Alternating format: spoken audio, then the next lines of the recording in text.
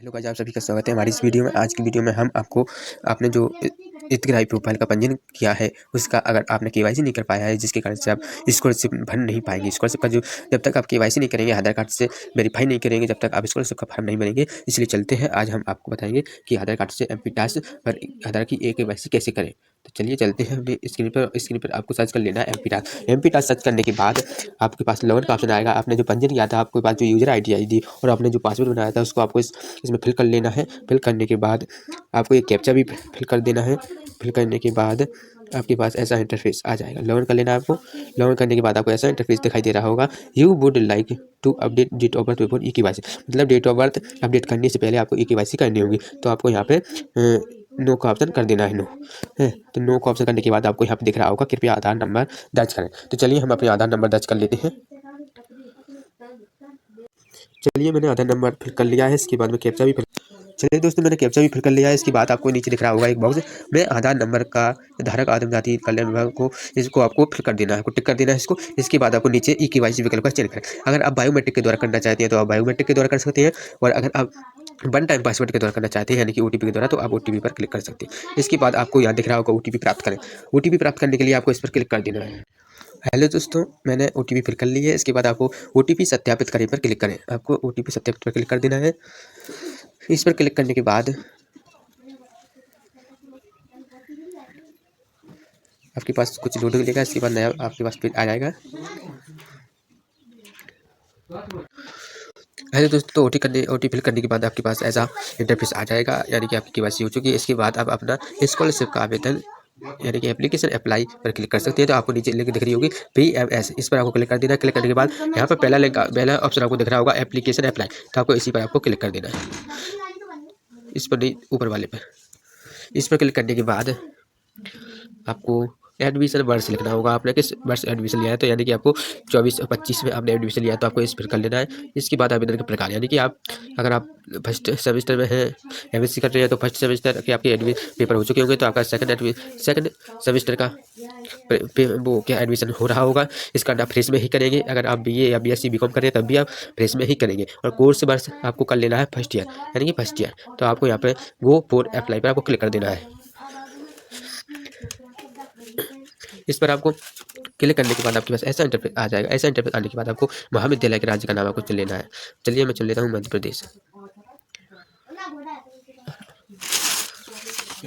और मध्य प्रदेश चुनने के बाद आपको महाविद्यालय के जिले का नाम चुन लेना है।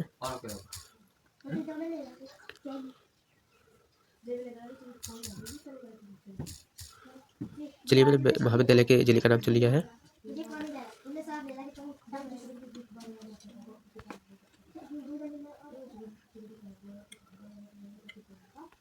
चलिए महाविद्यालय का नाम चुन लेना है आपको। चलिए मैं महाविद्यालय का नाम चुन लेता हूँ।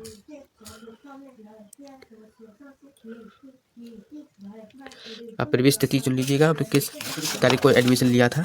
तो आपकी एडमिशन जो आपकी रसीद होगी उस पर आपको एडमिशन फीस फिर 5 मिनट बाद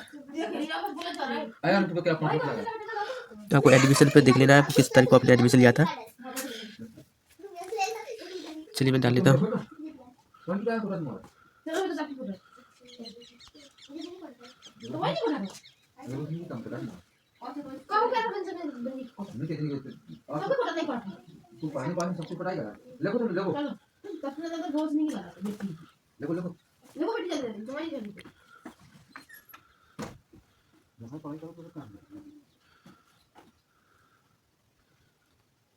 आपको प्रवेश तिथि आपको भर लेनी। चलिए दोस्तों, मैंने सारी डिटेल्स फिल कर ली है।